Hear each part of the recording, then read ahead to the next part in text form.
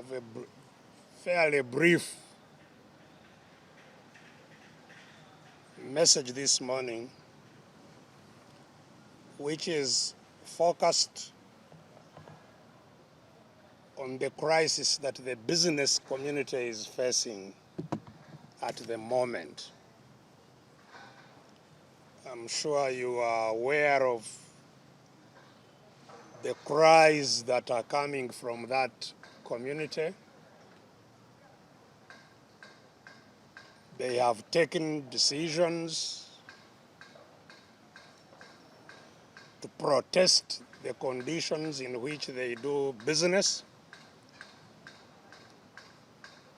And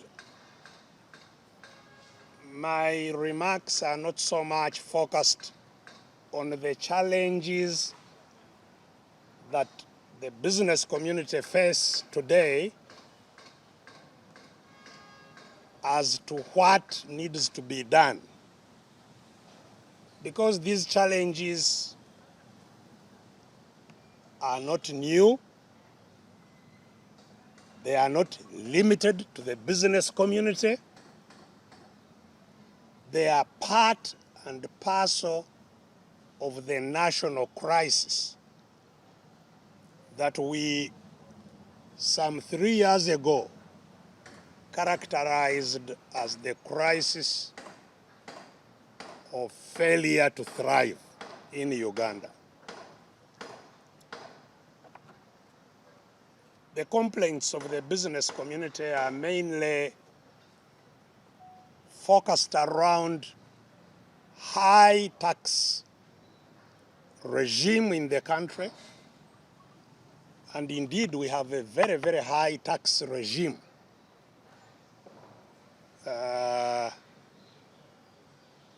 And it's part of a deliberate policy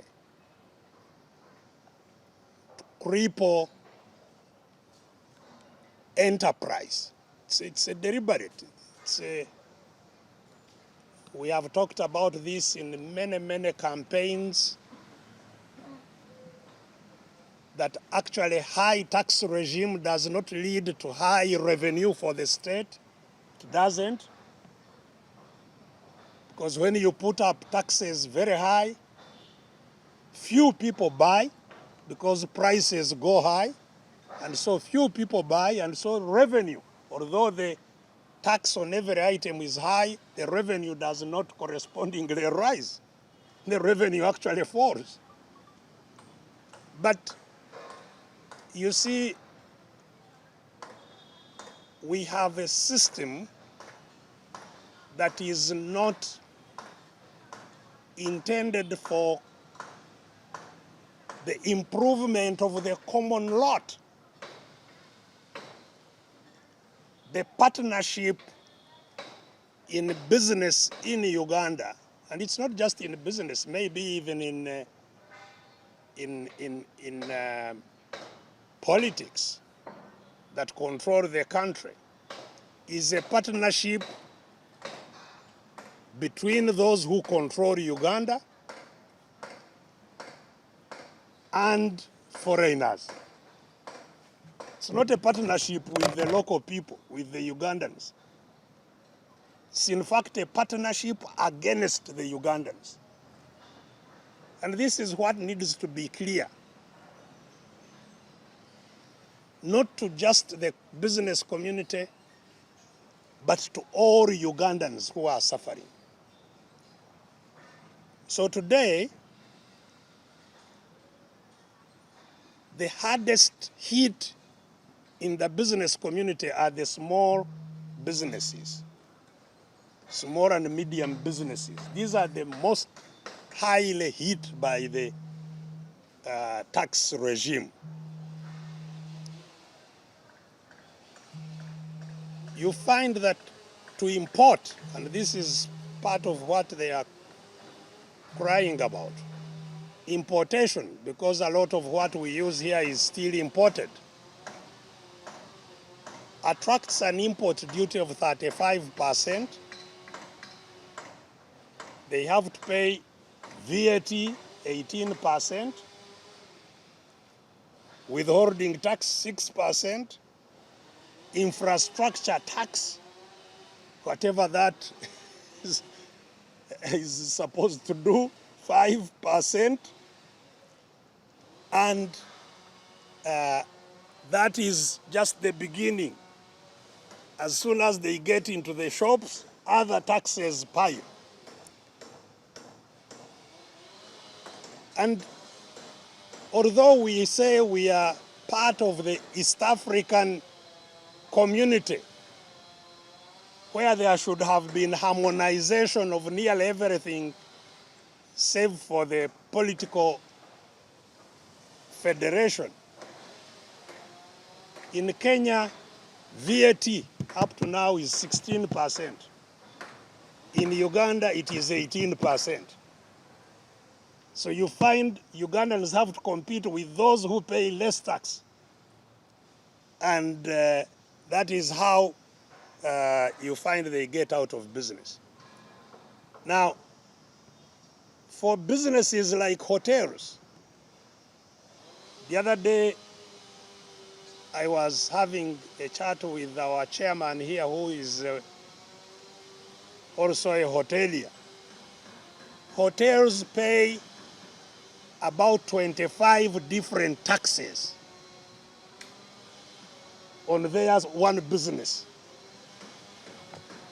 You find hotels pay corporation tax 30%, withholding tax 6%, VAT 18%, hotel tax is established per district. Districts are the ones who impose it. Service charge 5%, trade union fee 2,000 per person, occupation safety 2 million per star. If you are 1 star, you pay 2 million. If you are 4 star, you pay 8 million. Copyright tax for music you play, for films they show, ground rent, trading license, restaurant license, bar license, swimming pool license, operations license, liquor license, entertainment license, payee, NSSF, and so on and so forth, on the same one business. So this is clearly, untenable. You kill the chicken that produces the eggs. The second complaint of the traders has been the management, the compliance measures to comply with the taxes. And one of the measures which is currently being complained about is that what they call EFRIS, electronic, EFRIS is it's called electronic what?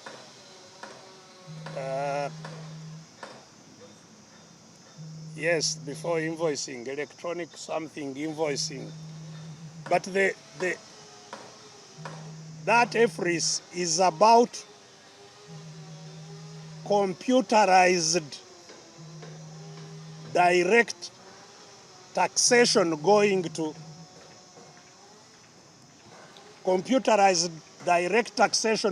revenue from the business that you run. So if you are running a small shop, you have to buy a point of sale machine on which, if you make a receipt, the receipt separates the tax for revenue authority and informs revenue authority the tax you have collected from this transaction. So first of all, you have to register everything you have in your business into the machine. You must make a register. Whatever is sold from your register is recorded, and tax goes direct to revenue authority. If revenue authority finds somebody on the street who does not have the EFRIS report and they ask him or her, and she says she bought it from this shop, then you are liable to a fine of 6 million. If you forgot to give a receipt and somebody gets out of the shop without that receipt, you pay a fine of 6 million instantly. And if you haven't registered when you are supposed to have registered on that IFRIS, you pay a fine of 50 million. It's you to determine that I am liable to register. You go and register. If you haven't known that you are liable and you are found, you pay 50 million or you go to jail for 10 years. Now, we are dealing, so this is why it impacts small traders. Because this is a revenue collection activity, but which the trader must invest in buying the machine, in carrying out all the registration, and indeed in harmonizing the accounts that regularly must be remitted to the revenue authority. Most of our small businesses are run by people who haven't even been to school, who don't know any of all this. And the threshold for registration is very low. I understand if you are making a sales, just if you are making sales of 450,000, then you must register. And you must buy this machine and register everything you are working on and so on and so forth. Now, secondly, this machine uses internet. So you must have internet. And the internet must be good internet connection, because otherwise it is too slow. If you have many people buying, you will not sell to them because you cannot produce the receipts at the speed which they want. So all these are just roadblocks that make it impossible for small businesses to function, because you are increasing their overheads. They must employ more staff to register all these items, to do all these things. Is simply not tenable. The other complaint on the IFRIS is that most of the importers here we have are small importers again. They combine their merchandise into one container and clear the container together and separate their merchandise to the different buyers. Now that is not allowed. Every trader must clear their items on their TIN number. So if you have 20 traders in a container, before you pay tax, you must separate the items to the 20 traders, and every trader must clear their own item under their own TIN, tax identification number. This is extremely time consuming. It's costly because each one must now have a clearing agent and so on and so forth. And again, for small businesses, they simply cannot survive. And then, of course, there is also in the compliance process. Somebody goes through all that, pays taxes. When they are getting out, the Bureau of Standards also arrests them. Says, we have to check the standards. But if you wanted to check standards, you should check them even before taxes are paid. Because what happens if you find that commodities are substandard? When they have already paid tax, do you get tax refund? Do you get... and so all these are the things that cause problems to the traders. And of course, it's not all that pass through this chaos. There are those who don't pay any taxes.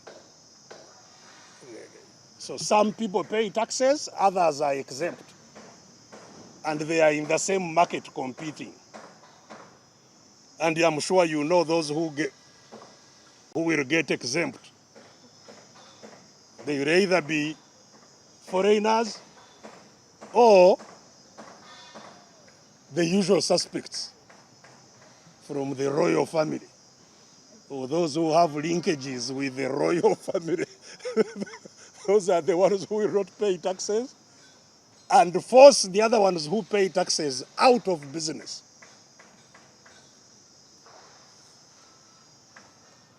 The other major complaint which is valid from the traders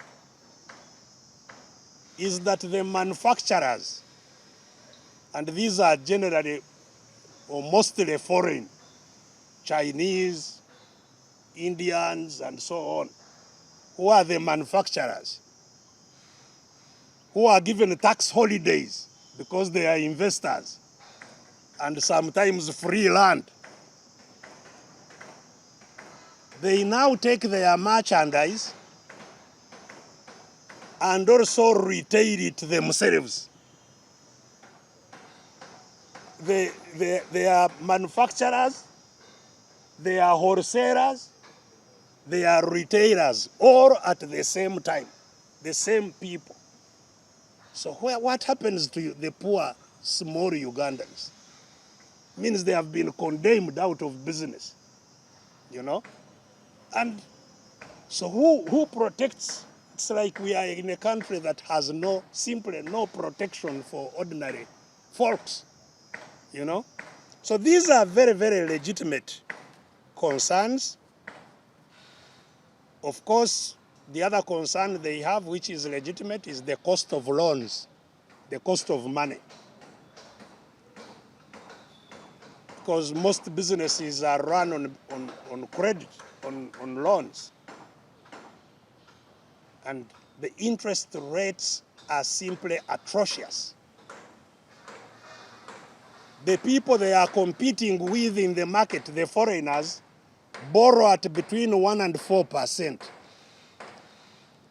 The interest rates in China, in Europe, in Japan, they are between actually zero. Some countries have zero interest rates to about 4%. Ours start around 18%. Go on up to 30%. And of course, if you go to money lenders, that's a different story. But in the banks, you know. And what causes the high interest rates in Uganda? The biggest culprit is the same government. Because the biggest borrower, domestic borrower here, is government. The budget you hear them talking about is half borrowed from our banks, where this trader is also supposed to borrow from. And the banks will not lend to many small borrowers. They would rather lend to one borrower. It's cheaper rather than collecting from so many. You are collecting from one, and the government is generally treated as a safe borrower because they give you a check when it should mature. You just go and collect your money. So banks are not lending to business. They are lending to government. The little money that remains is what business fights over, and the taxes are very high.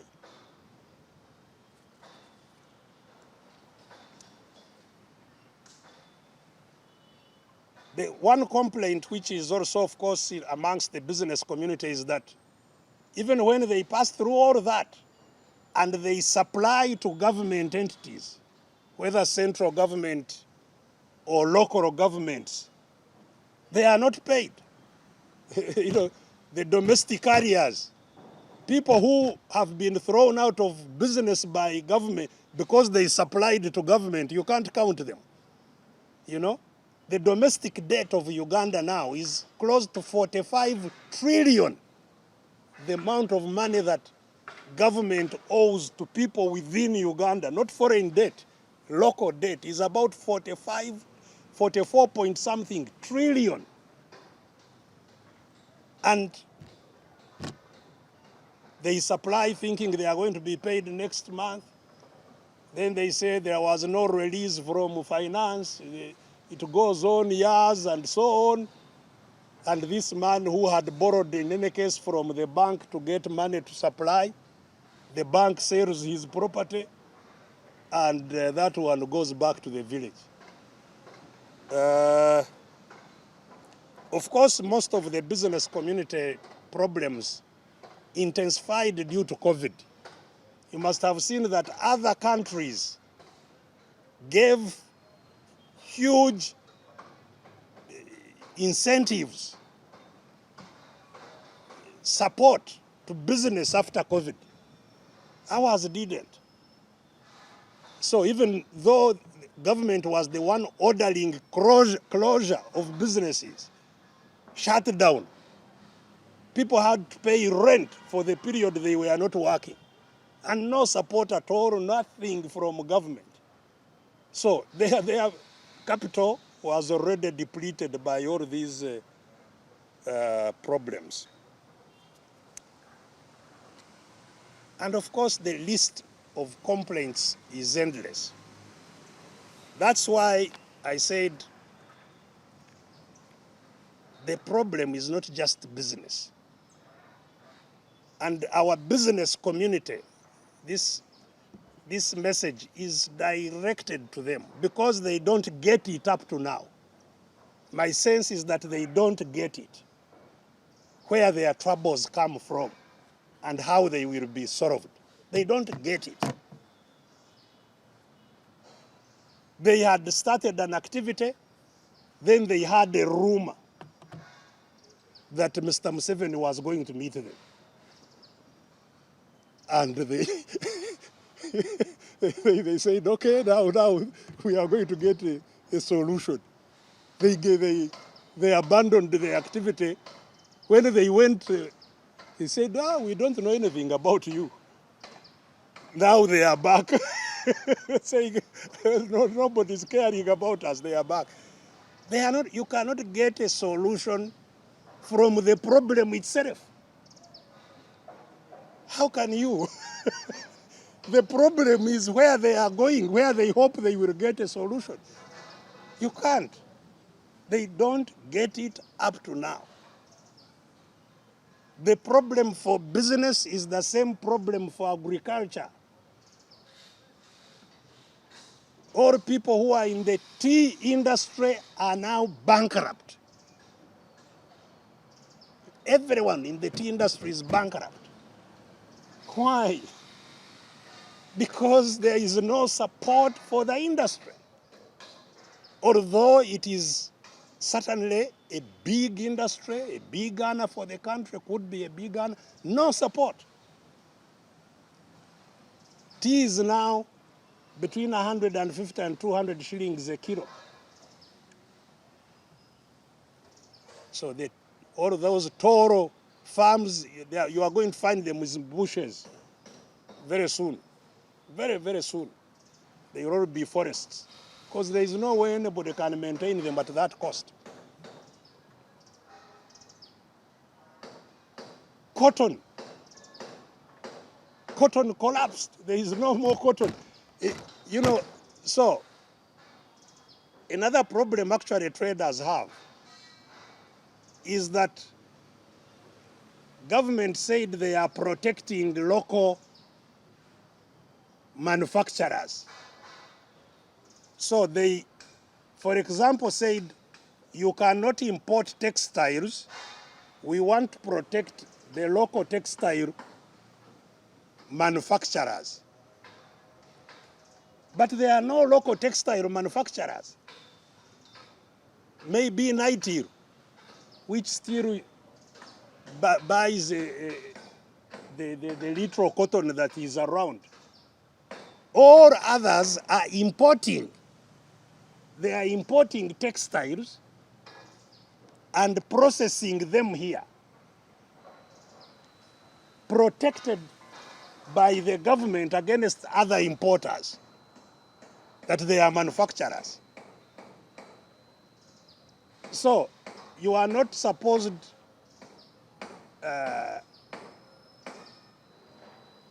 to import textiles. First of all, the local even that what they call local manufacturing produces about 5% of Uganda's needs.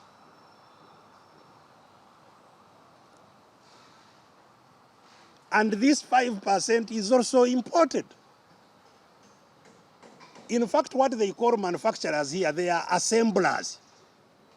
They are not manufacturing anything. Somebody brings a phone, like these phones, he removes the cover and brings covers in different box. He brings the board of the phone in a different box. He brings the glasses in a different box. It is cheaper to transport it that way anyway. They bring here, they fix them, say, we are making phones in Uganda. Nonsense. And nobody should bring phones because we are making phones. So you get a monopoly for making phones when you are not making any phone. That is, so the monopolies are monopolies again of those same characters that have caused trouble for Uganda. All those monopolies, you trace them, they will be traceable to the same royal family. All of them. Denying everybody else business, leaving it for just the selected people. So if you want to import textile, the tax you pay, because it is protected, you pay tax according to kilos of the textile you have imported, not according to the value. Every kilo, you pay a tax of $3.5 for every kilo. If it is a garment, cloth alone, you pay $3 per kilo. This is huge amount of money that you cannot have, plus of course all the other taxes that I mentioned, the VAT, what, not, all the others. So the point we are making is that this crisis in business will not go away and is not limited to business. It is across the board of the country. Everybody is on the wall. Whether you are a farmer, including even the cattle keepers, they are on the wall because no acaricide works, no medicines are all fake, and you end up with the disease problem that we have in the animal industry, foot and mouth disease, I don't know, ECF, I don't know which ones, or crippling the animal industry. So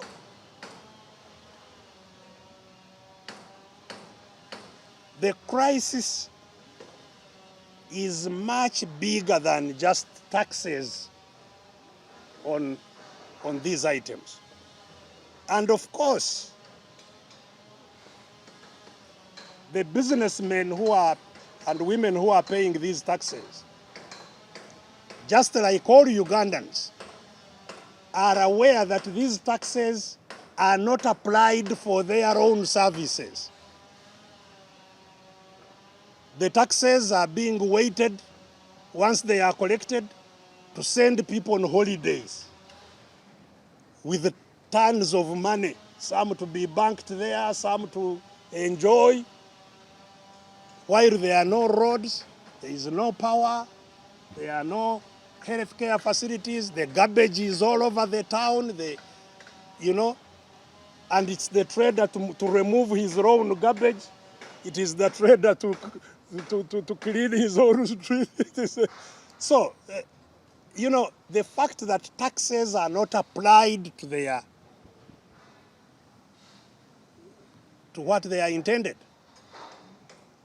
this cannot be resolved by a meeting of businessmen and Mr. Museveni. It will not.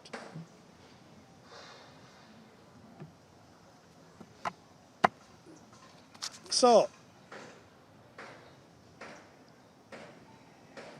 for business, Ugandan business, to benefit Ugandans in a meaningful and sustainable way, there has to be a change of the system. It's not just saying now we are forgiving you this, today we are doing this, this tinkering around the edges will not solve these problems. This is why I invite the business community and all other elements of organized groups in our country, whether they are farmers association, whether they are, entertainment industry, whatever you are engaged in. We all need to link up and change the system. The system must be overhauled completely. A system that depends on a partnership between a family and foreigners. That's the system that controls our country.